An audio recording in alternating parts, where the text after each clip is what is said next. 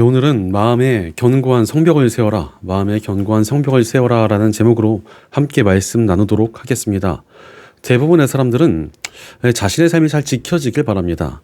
평탄한 삶을 사는 사람들은 말할 것도 없고, 지금 현재의 삶에 마음에 들지 않는 사람들 역시도 더 큰 어려움이나 불행이 더 찾아오는 것을 좋아하는 사람은 없습니다.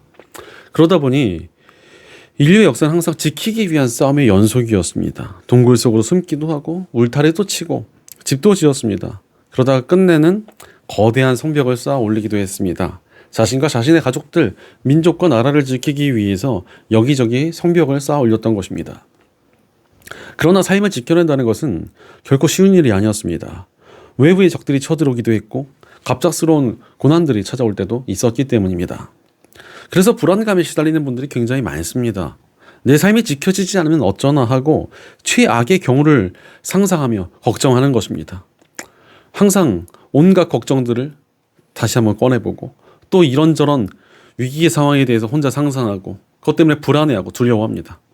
그러다 보니까 잠도 잘 못 자며 늘 속이 쓰리는 증상을 겪는 분들도 가끔 계십니다. 게다가 이러한 불안함과 걱정이 가득하니까 새로운 일에 도전하지도 못합니다. 너무나 좋은 기회가 와도 잡질 못하고 또 누군가를 돕거나 섬기는 건 역시도 굉장히 힘들어합니다. 혹시나 큰 어려움이나 문제가 닥쳐와서 내 삶이 무너지면 어찌하나 걱정하면서 늘 몸을 사리고 있는 것입니다. 그러면서 오직 자신의 삶에 성벽을 높이 쌓는 것에만 관심을 가지고 살아갑니다. 통장의 잔고와 핸드폰에 인맥의 연락처들이 많아야 안심이 되는 것 같습니다. 그런 것들이 나의 성벽이라 생각하는 것입니다. 또는 나의 능력과 스펙을 갖추어야만 내 삶을 지킬 수 있다고 생각하기도 합니다. 또 여러 가지 세상적인 가치들을 높고 단단하게 쌓아두어야 그것이 성벽이 되어 내 삶을 지킬 수 있다고 믿는 것입니다. 그리고 그런 것들이 갖추어지지 않으면 너무나 걱정이 되고 불안해집니다. 그러나 역사적으로 강력한 성벽을 무너뜨리는 것은 성벽이 약해서 또는 외부의 적들이 강해서가 아닌 성벽 내부의 문제였던 경우가 훨씬 많습니다. 강력했던 성벽이 있어도 내부의 배신자나 자기들끼리 분열로 망한 경우가 얼마나 많은지 모릅니다. 우리나라 역사만 봐도 삼국시대 때 백제와 고구려가 망한 이유는 내부의 문제였다고 합니다. 강력했던 고구려는 권력을 잡은 연씨 형제들의 내분 때문에 망했고, 백제 역시도 지도층의 타락과 또 예식진이라는 장군의 배신으로 왕이 잡히면서 멸망을 당했습니다. 우리의 삶 역시도 외부의 문제나 내가 갖춘 것들이 약해서 무너지는 것보다 내 스스로 내 삶을 무너뜨리는 경우가 정말 많다는 것입니다. 지난주에 오랜 기간 무명 배우로 있다가 연기력을 인정받으며 인기를 끌게 된 배우가 음주운전을 하다가 적발된 사건이 발생했습니다. 그 덕에 광고가 취소되고 찍었던 작품들도 빛을 보지 못하게 되었으며 그로 인해 많은 사람들에게 피해를 끼치게 되었습니다. 무엇보다도 자신의 배우 인생에 굉장히 큰 치명타를 입게 되었습니다. 그런가 하면 작곡가로서 유명세를 떨치다가 이제 큰 사업을 준비하던 사람이 마약을 하다 걸려서 본인도 범죄자가 되고 사업도 다 접어야 되는 상황이 발생했습니다. 다들 자기가 스스로 자기의 인생을 망쳐버린 것입니다. 실제로도 이러한 사람들이 얼마나 많습니까? 자기 스스로 자기의 인생을 망가뜨리는 경우가 너무도 많다는 것입니다. 그렇다면 대체 사람들의 인생을 망가뜨리는 내부의 적이 무엇입니까? 그 내부의 적에 대해서 오늘 말씀 28절은 자기의 기분을 자제하지 못하는 사람은 성이 무너져 성벽이 없는 것과 같다라고 말씀하십니다. 바로 자신을 절제하지 못하고 자기 기분대로 사는 것이 삶을 망가뜨린다는 것입니다. 욕심과 죄와 자기 영광과 쾌락을 절제하지 못하다가 무너지는 인생이 너무도 많습니다. 절제되지 않은 인생은 너무나 연약하기 때문에 그렇습니다. 절제되지 않은 인생은 오늘 말씀에서 이야기하신 것처럼 성벽이 무너진 것과 같습니다. 축구를 하는데 수비수와 골키퍼가 없이 경기를 하는 것과 마찬가지라는 것입니다. 그러니 그 인생도 너무나 쉽게 무너집니다. 최근에도 부동산이나 가상화폐 같은 것들을 통해 큰 돈을 벌 수 있다면서 무리하게 투자를 했던 사람들이 고통을 호소하고 있다는 기사가 자주 올라옵니다. 빚까지 내서 무리하게 투자를 했지만 갑자기 금리가 오르고 경제가 어려워지면서 이 투자했던 것들의 가격이 폭락하게 되었고 그로 인해 위기를 맞이하게 되었다는 것입니다. 눈앞의 욕심을 절제하지 못했고 무리했으니 그 결과가 너무나 고통스럽게 돌아왔던 것입니다. 이만큼이나 무절제는 우리의 삶을 망가뜨리는 무서운 내부의 적으로 나타나게 되어 있습니다. 그러니 우리 삶을 지키는 길은 절제에 있습니다. 오늘 성경이 말씀하신 것처럼 절제란 내 마음속에 성벽을 쌓는 것입니다. 게다가 이 절제는 내 마음을 지키게 할 뿐 아니라 우리의 속사람까지도 강하게 만들어줍니다. 우리가 절제함으로 단단해질 때 우리 내면이 강해지고 우리 속사람이 정말 단단하게 설 때 외부의 적이나 문제가 찾아와도 이겨낼 수 있습니다. 그러니 절제하며 내 마음에 성벽을 세워야 합니다. 절제할 때 진정으로 내 삶이 지켜질 수 있기 때문입니다. 실제로 과거 믿음의 선배들은 절제의 미덕이라는 것을 가지고 있었습니다. 낭비하지 않고 헛된 욕심을 버리며 삶을 잘 정돈하며 살아갔습니다. 그러니 한국교회가 급성장을 했고 큰 부흥을 이뤄냈습니다. 그러나 지금 한국교회의 모습을 보면 이 절제의 미덕을 너무나 많이 잃어버렸습니다. 저 같은 목회자들만 해도 교회만 좀 커지면 차부터 바꾸고 명품을 사입고 자녀들을 유학에 보냅니다. 그러니 성도들도 다 그것을 따라갑니다.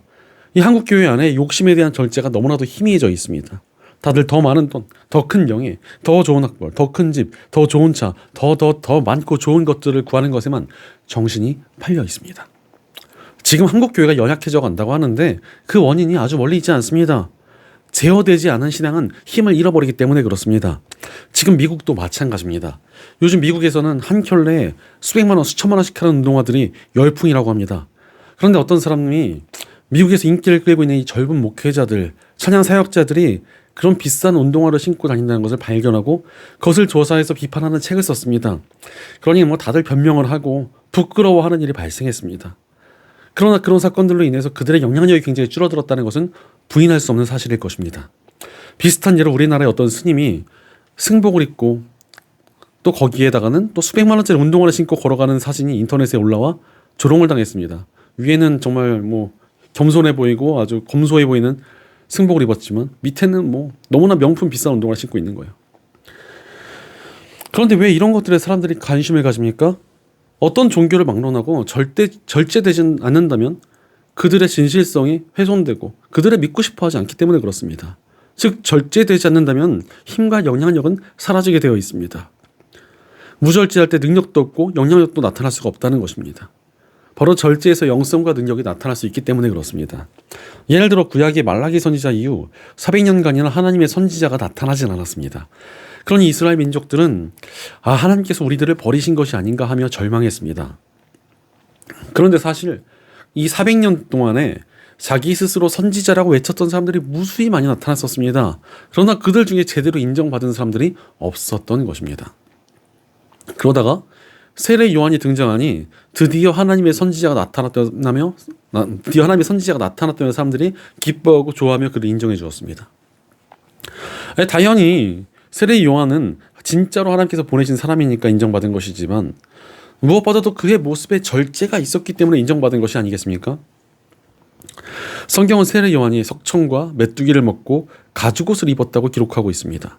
어떤 분들은 석청과 메뚜기는 스태미나 음식이고 이 가죽옷은 지금도 멋진 패션이니까 왜 패셔니스타가 아니었느냐고 우스갯소리 하는 사람들도 있던데 말도 안 되는 이야기입니다.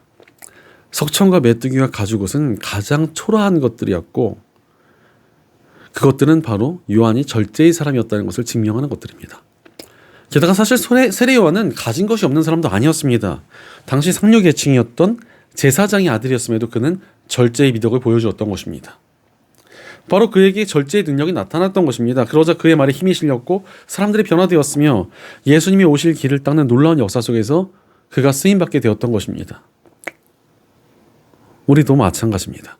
절제할 때 우리가 믿음의 능력을 제대로 경험할 수 있게 됩니다. 절제하는 사람에게 임하는 하나님의 능력이 있고 절제의 영성이 우리 마음을 지키며 속사람을 강하게 하기 때문에 그렇습니다. 그러니 절제하며 내 마음에 성벽을 세워야 합니다. 그럼에도 불구하고 우리가 절제하지 못하는 이유는 무엇입니까? 이 시대의 정신은 자기 자신에게 충실을 하라고 말하기 때문에 그렇습니다. 세상은 자기 자신을 가장 소중히 해야 하고 자기의 원하는 바에 따라 사는 것이 진짜로 자신을 소중히 하고 지키는 것이라고 말합니다. 그러다 보니까 어떻습니까? 늘 자기 감정에 따라 살아가고 자기 욕심을 제한하지도 않으며 자기의 안락함을 쫓아서 살아가게 됩니다. 이런 삶에 무슨 절제가 있겠습니까? 이 시대의 사람들을 보면 이미 절제라는 것은 낡은 가치가 된 것만 같습니다. 자신의 감정과 욕망에 충실히 살아가야 한다는 문화와 메시지가 어디든 가득합니다. 사람들은 더 이상 자신의 욕심도 하고 싶은 바도 제어하지 않습니다. 그러나 그렇게 제어되지 않는 삶은 반드시 문제를 일으키게 되어 있습니다. 오늘 말씀 20절은 마음이 상한 사람 앞에서 즐거운 노래를 부르는 것은 추운 날에 옷을 벗기는 것과 같고 상처에 초를 붓는 것과 같다라고 말씀하십니다. 마음이 상해서 울고 있는 사람 앞에서 자기 기분이 좋다고 노래를 부르는 사람은 그야말로 철저히 자기 자신만을 위해 살아가는 사람이지 않습니까? 그저 자신의 감정에 충실해서 남들의 마음을 신경도 안 쓰고 살아가는 것입니다. 그러나 성경은 그런 모습에 대해서 남들을 아프게 하는 죄를 짓고 있는 것이라고 말씀하고 계십니다. 실제로 자기 자신에게만 충실하게 살아가는 사람은 절제하지 못합니다. 그러면서 남들에게 상처를 입히며 살아가게 됩니다. 무절제하는 삶을 살다 보면은 누군가에게 상처를 주는 것이 당연한 일이기 때문에 그렇습니다. 실제로도 자신의 욕심을 무절제하게 쫓는 이들을 보면은 희한하게도 자기보다 못 가진 이들을 무시하거나 조롱하는 경우를 많이 보고 또 상처를 입히는 것들도 많이 보게 됩니다. 게다가 이 절제하지 않으며 살아가니까 자기 아래에 있는 것들을 좀 막아내고 거릴 거 거르고 이런 걸 못하니까 말도 함부로 하게 되니까 또 상처를 더 입히게 되는 경우도 굉장히 많습니다. 이렇게 자신의 악한 태도를 제어하지 않는 사람들은 항상 남들에게 상처를 입히게 되어 있습니다. 그런데도 다른 이들뿐 아니라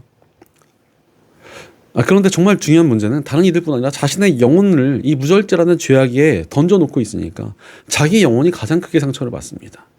흔히 제어되지 않는 삶은 결국 자기 자신을 완전히 무너뜨리는 함정에 빠지게 만듭니다. 그러므로 우리는 반드시 절제하며 내 마음에 성벽을 세워야 합니다. 절제된 삶만이 안전하며 절제된 삶만이 온전할 수 있고 절제된 삶만이 믿음의 능력을 경험할 수 있기 때문입니다. 그렇다면 우리가 어떻게 절제해야겠습니까? 복음의 능력으로 절제하며 내 마음에 성벽을 세워야 합니다. 십자가의 복음은 우리를 새로운 사람으로 만들어 주십니다. 바로 우리를 죄에 대하여 죽게 하시고 의에 대하여 새롭게 살게 하십니다. 즉 나는 죽고 예수로 사는 삶이 복음 안에서의 삶입니다. 복음 안에서 내가 죽는다는 것은 무절제하게 나 자신을 쫓던 삶을 벗어나는 것을 말합니다. 나의 헛된 욕망, 내 자신의 기분과 감정을 십자가에 못 박을 때 내가 새 사람이 됩니다. 바로 육적인 것을 제어하는 것이 예수로 살아가는 삶의 시작점이라는 것입니다. 왜냐하면 우리 예수님께서 먼저 제어된 삶의 본을 보여주셨기 때문입니다. 예수님께서는 성자 하나님으로서 모든 능력과 권세를 가지신 분이셨습니다. 그러나 성경을 아무리 뒤져봐도 예수님께서 스스로의 능력을 자기 자신만을 위해 사용하신 적이 없으십니다. 그렇다고 해서 그 능력을 쓰실 권한이 없으셨나면 그것도 맞지 않습니다. 예수님께서 원하시기만 하면 12영 무려 7천이나 되는 천사가 예수님을 돕기 위해 준비하고 있었다고 말씀하셨습니다. 언제든 압도적인 능력을 보이실 수 있으셨으나 예수님께서는 단 한 번도 스스로를 위하여 능력을 사용하지 않으셨고 제어하셨던 것입니다. 왜 그렇게 스스로를 제어하셨습니까? 예수님께서 이 땅에 오신 것은 완전한 인간의 모습으로 오셔서 인간들의 모든 아픔과 고통과 죄악을 짊어지시고 십자가에서 죽으심으로 우리를 구원하시기 위함이었습니다. 그런데 그분이 스스로를 위해 하나님의 능력을 남용한다면 그것은 인간됨을 포기하시는 것이었기 때문에 절제하셨던 것입니다. 예수님께서는 철저한 인간의 모습으로 십자가에 죽으셔야 했기 때문에 그 인간됨을 포기하시는 순간 우리의 구원의 역사가 망가지게 되어 있습니다. 그래서 그렇기 때문에 예수님께서는 절제하시며 십자가의 길로 향해 걸어가셨던 것입니다. 그러한 절제가 있었기에 예수님께서 십자가 위에서 우리 인간들의 죄를 씻어주시는 위대한 능력을 발휘하셨던 것입니다. 마찬가지로 우리도 절제될 때 능력이 있습니다. 스스로의 삶을 절제하며 살아갈 때 절제된 삶에 임하는 하나님의 능력을 보게 될 것입니다. 그렇다면 우리가 어떻게 스스로를 잘 절제하며 살아갈 수 있겠습니까? 에드워드 웰치가 쓴 중독의 성경적 이해라는 책에 이런 말이 나옵니다. 자기 절제를 하고자 한다면 이는 반드시 계획이 있어야 한다. 절제는 신중함을 요구한다. 그것이 궁극적으로 우리의 육체와 사탄의 유혹에 대한 전쟁을 선포하는 것이기 때문에 반드시 전략이 있어야 한다. 우리의 전쟁이 하찮은 적을 상대로 하는 것이라면 계획을 짤 필요 없이 그냥 나가서 이기면 된다. 그러나 적이 교묘하고 교활하다면 전략은 필수적이다. 절제에도 전략이 필요하다는 것입니다. 무조건적으로 절제하겠다고 하면은 뭘 절제해야 할지 무엇이 바른 절제일지 알 수가 없습니다. 그러니 우리에게 전략적인 절제가 필요합니다. 특히나 이 세상은 너무나 치밀하게 우리를 망가뜨리고 넘어뜨리고 이 욕망에 물들게 하려 하기 때문에 이 세상 속에서 우리가 절제하며 살아가려면 전략이 필요하다는 것입니다. 치밀한 전략이 우리 마음속에 절제라는 성벽을 온전하고 튼튼히 세워줍니다. 실제로 탄탄한 전략을 가진 군대나 스포츠팀은 정말 철벽처럼 강력해집니다. 우리도 전략적으로 스스로를 절제할 때 내면이 강해지고 속사람이 성장하게 될 것입니다. 그로 인해 절제된 삶의 능력이 있음을 경험하게 될 것입니다.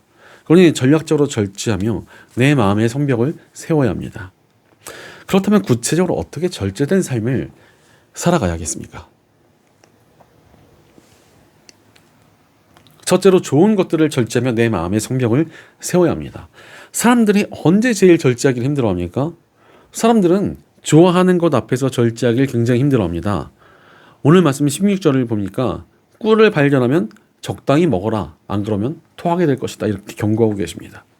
성경에 쓰이던 시대 당시에 꿀은 굉장히 귀한 것이었습니다. 이만큼 단 음식이 없었기 때문에 가장 맛있는 음식으로 여겨졌습니다. 그런데 아무리 좋은 것을 만나도 절제할 줄 알아야 된다는 것입니다. 실제로 아무리 좋아 보여도 그것을 무절제하게 쫓는 것은 항상 우리를 위험하게 만듭니다.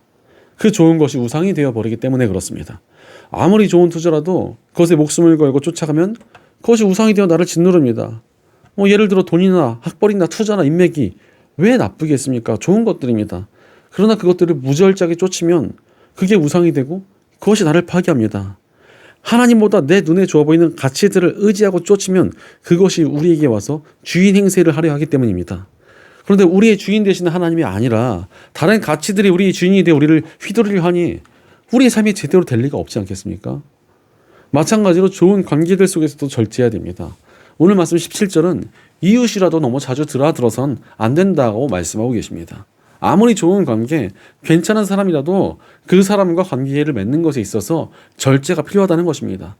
예를 들어서 연인 간에 서로 사랑하는 것, 자녀를 사랑하는 것, 당연한 일입니다. 그런데 그게 과해지면 독이 됩니다. 과한 애정이 연인 간의 집착이나 스토킹이나 의심으로 발전하기도 하고 자녀의 삶을 하나하나 컨트롤하려다가 자녀를 엇나가게 만들기도 합니다. 좋은 관계도 그것이 우상이 되면 절대로 건강할 수 없기 때문에 그렇습니다. 그래서 오늘 말씀 19절은 환난을 당할 때 진실하지 못한 사람을 믿는 것은 마치 썩은 이와 뼈가 부러진 다리를 의지하는 것과 같다라고 말씀하고 계십니다.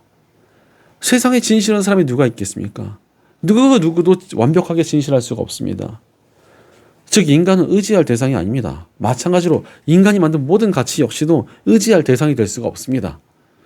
돈도 인맥도 학벌도 나이스펙도 아무리 좋은 사람도 결코 영원하지 않기 때문에 그렇습니다.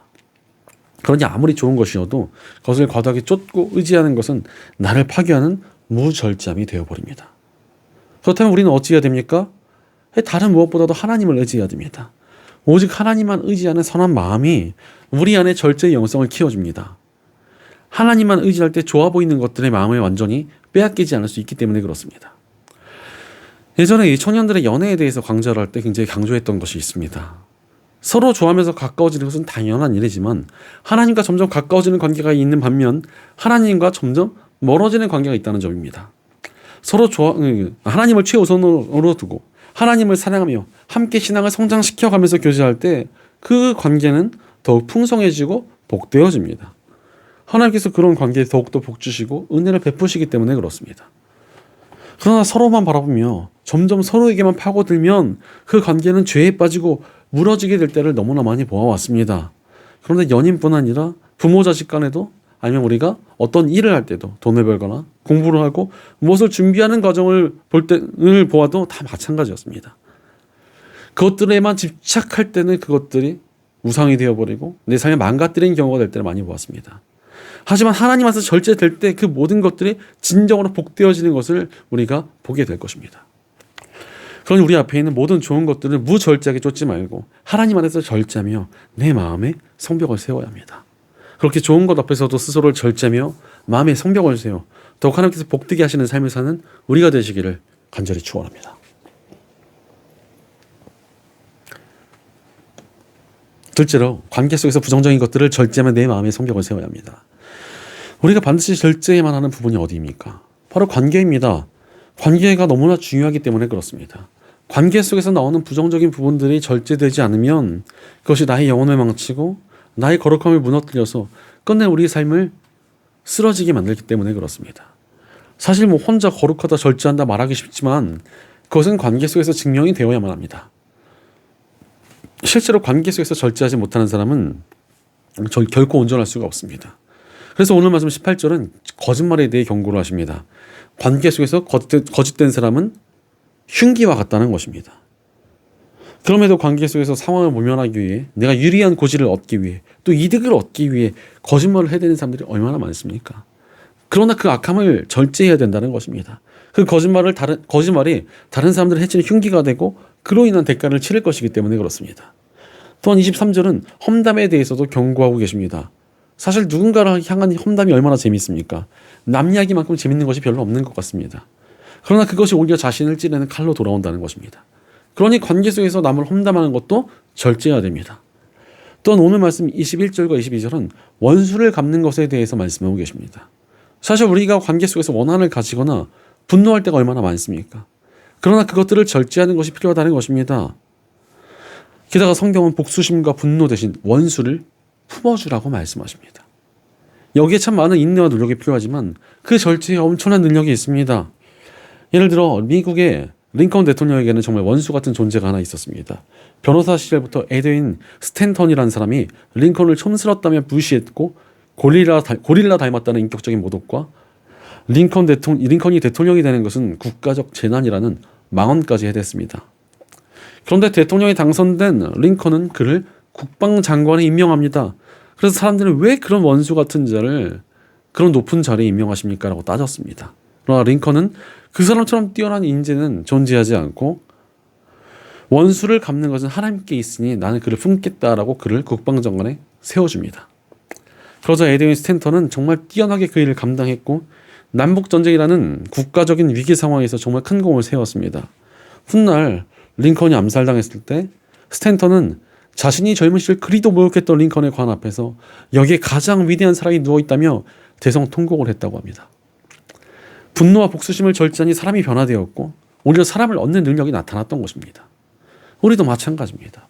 관계 속에서 나타나는 수많은 부정적인 것들, 거짓, 험담, 분노들을 제어할 때 우리가 바로 설 수 있으며 우리 마음이 더욱 성장하며 만남의 축복까지 얻게 될 것입니다.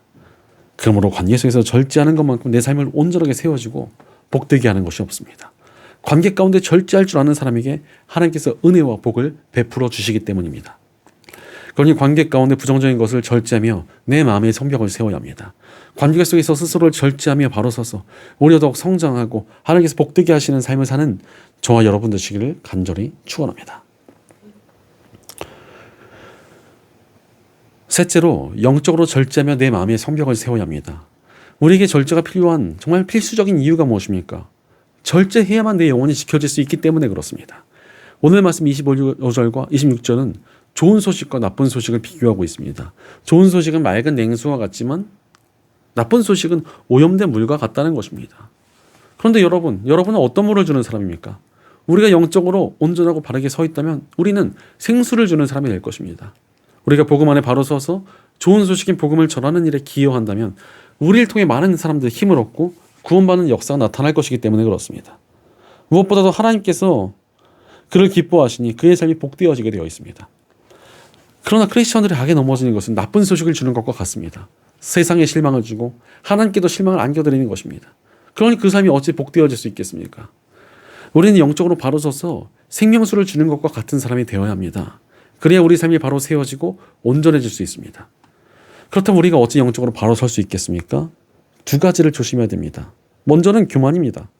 27절은 꿀도 너무 많이 먹는 것은 좋지 않듯이 영예를 지나치게 구하는 것은 좋지 않다라고 말씀하십니다. 교만을 제어하지 못하면 그것이 자신을 망가뜨린다는 것입니다. 교만은 절대 단순한 문제가 아닙니다.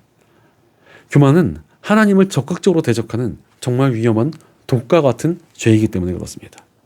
또 다음으로는 탐욕입니다. 오늘 말씀 24절은 앞서 경고했던 것처럼 다투기 좋아하는 배우자에 대해 다시 말씀하십니다. 그런데 여기서 넓은 집이라는 표현이 나옵니다. 즉 탐욕 때문에 인성 같은 것을 보지 않고 배우자를 택했다는 것입니다. 탐욕을 제어하지 않고 선택한 모든 것이 우리 삶을 망치고 관계를 깨뜨리며 심지어 내 영혼을 망가지게 만든다는 것입니다. 그러니 교만과 탐욕이라는 것이 얼마나 무섭습니까? 그러므로 내 안에 스며드는 교만과 탐욕을 절제며 나의 영혼을 지켜야 합니다. 그래야 내 영혼이 건강해지고 내 속 사람이 강해집니다. 사람의 육신도 나쁜 음식들과 건강치 못한 습관들을 멀리해야 건강해지고 튼튼해지지 않습니까? 마찬가지로 영혼도 교만과 탐욕을 절제할 때 건강해지고 튼튼해집니다. 그리고 그렇게 건강해진 영혼을 가진 사람이 하나님께 쓰임받을 수 있고 하나님의 풍성한 갚아주심을 얻게 되는 것입니다. 그러니 내 영혼을 건강하게 지키기 위해 절제며 내 마음에 성벽을 세워야 합니다. 교만과 탐욕을 멀리하며 나의 영혼을 건강하게 지켜내며 온전히 쓰임받음으로 하나님께서 복되게 하시는 삶을 사는 저와 여러분이 되시기를 간절히 축원합니다. 사랑하는 여러분, 절제하는 삶을 살아가고 계십니까? 절제함이 있어야 우리의 삶이 온전해지고 바로 설 수 있습니다. 그러니 절제라는 것은 우리의 삶에 진정으로 견고한 성격을 세우는 것과 같습니다. 물론 탐욕과 교만과 무절제가 넘쳐나는 이 시대에 스스로를 지켜내는 것은 결코 쉽지 않습니다. 그러나 우리에게는 복음의 능력이 있고 성경이 주는 절제의 전략이 있습니다. 그러니 절제하며 내 마음의 성격을 세워야 합니다. 그때 우리 삶이 아름답게 세워지고 지켜지며 쓰임받게 될 것입니다. 이 스토아파의 시조인 제논의 제자 중에 허영과 사치가 심한 사람이 있었다고 합니다. 그래서 제논이 그를 불러서 야단을 쳤습니다. 그러자 그 제자가 제가 부자라서 돈을 마음대로 쓰는 것인데 그게 대체 무슨 잘못이 됩니까? 라고 대꾸를 했습니다. 이 시대의 사람들이 절제라는 단어를 들을 때 하는 반응과 참 비슷합니다. 그 말을 들은 제논은 소금이 많이 있다고 요리할 때 소금을 잔뜩 집어넣는다면 맛이 좋아질 수 있겠느냐라고 훈계를 했다고 합니다. 굉장히 의미가 있는 이야기입니다. 우리에게 자유가 있으니 우리가 못 누릴 것은 없지만 그런 인생이 어찌 하나님 나라에 맛을 내는 인생이 될 수 있겠습니까? 그러니 스스로를 전략적으로 잘 절제하며 살아갈 때 그 인생이 하나님 나라에 진정한 맛을 내는 인생이 되며 하나님의 기쁨이 되는 복된 삶이 될 것입니다. 그러므로 절제하는 영성이 우리의 삶을 바로 세우고 우리를 온전히 쓰임받게 합니다. 또한 절제하는 능력이 우리를 고난과 어려움을 이겨내는 강한 내면을 가지게 합니다. 그뿐 아니라 절제할 때 우리를 통해 복음이 전해지고 영혼들이 구원받게 될 것입니다. 절제하는 크리스천들을 통해 교회가 바로 서고 이 나라의 부흥이 임하게 될 것입니다. 나아가 온 열방이 하나님 나라를 확장하는 위대한 일에 우리가 쓰임받게 될 것입니다. 그러니 나의 삶 속에서 절제하며 내 마음에 성벽을 세워야 합니다. 좋은 것들 앞에서도 관계 속에서도 늘 절제의 마음을 가지며 나의 영혼을 지켜냄으로 쓰임받고 하나님께서 복되게 하시는 삶을 살아가는 저와 여러분 되시기를 주의 이름으로 간절히 축원합니다. 기도하겠습니다.